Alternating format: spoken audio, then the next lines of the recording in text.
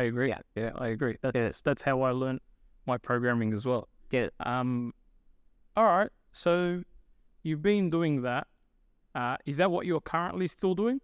Yes, I'm currently with the Melbourne Data Analysis Platform, although I'm seconded to School of Information Technology at the moment as well. And I'm starting to work on areas like AI autonomy and robustness as well. There's this new field as well in AI called AI robustness. Mm-hmm. And there's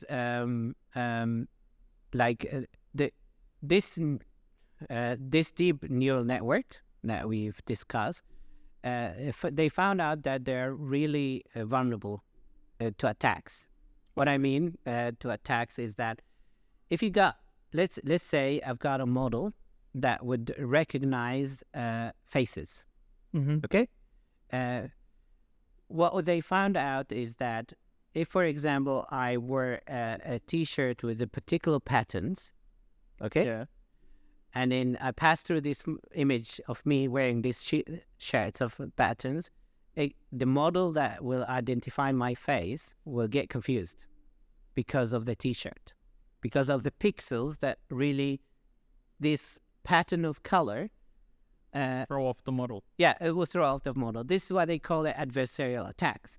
Ah. So there are people really trying to find out these patterns that will fail these models, for example, and there are ways to find them, but you need training as well. They're kind of a random noise, but this random noise, when it presents an image, it will fail the model. Yeah. And even worse, there are some random noise that not only fail the model, but make the model predict something else that you want. For example, I can find a noise, print it on a T-shirt, and wear it, and go into security, for example. But I know that noise that I'm wearing would identify my face as Rashid, not me, not as me. So I directed this noise to fool the model, to identify me as Rashid, for example. And that's really concerning. Commit crimes in someone else's name. Definitely. And that's really concerning, but this is a really active research area, is that we want to find,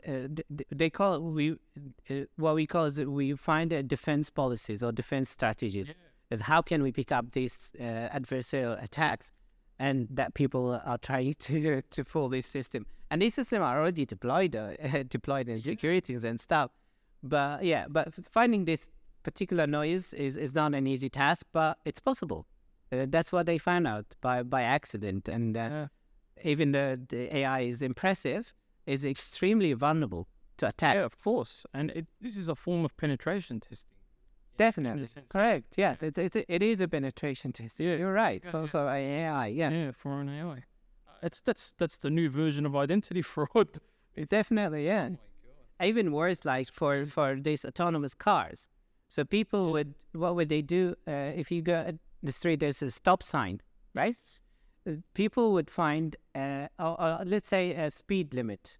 People would find patterns where they can print it and stick it on the speed limit, like small noise. Yeah. And it makes this car identify speed limit instead of 40 kilometers, is 80 kilometers, for example.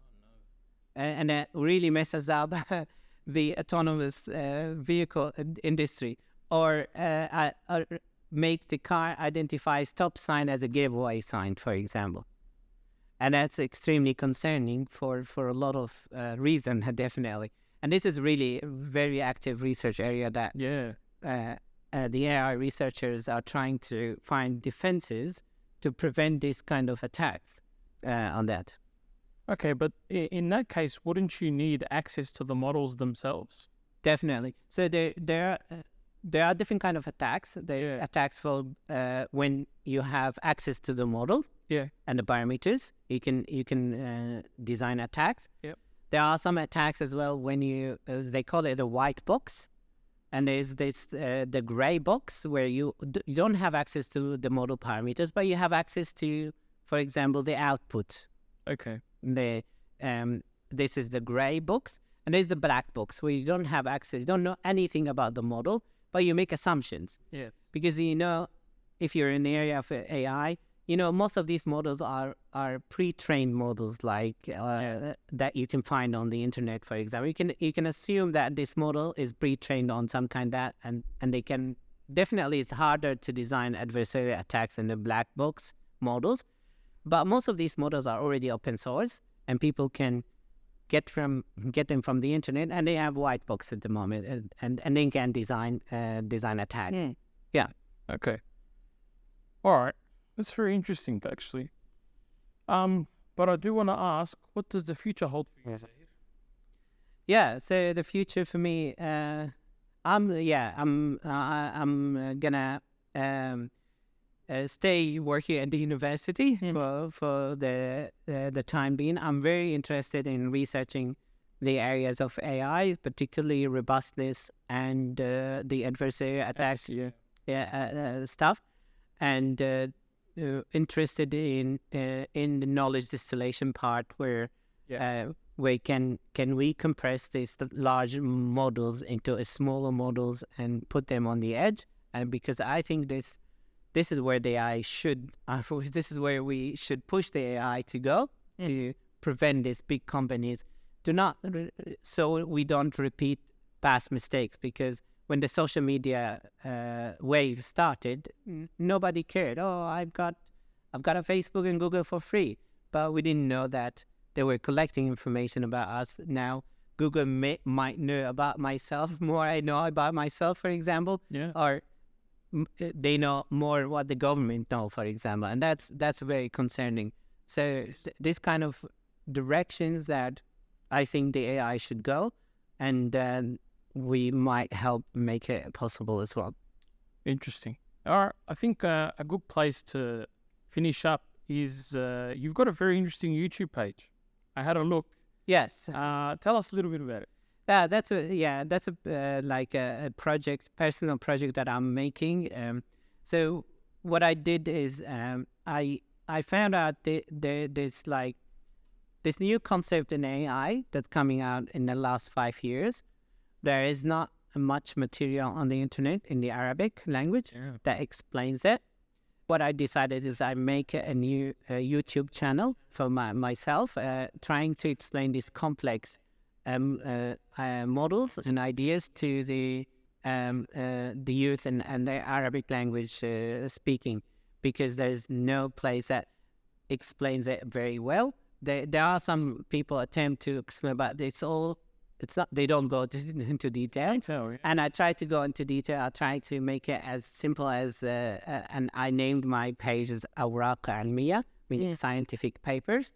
And I try to take one paper, explain it bit by bit, simplify it. Usually I try to choose very complex papers, like there's this paper Transformer, for example, that was introduced in 2007, which is really the backbone of ChatGPT and all these large language models.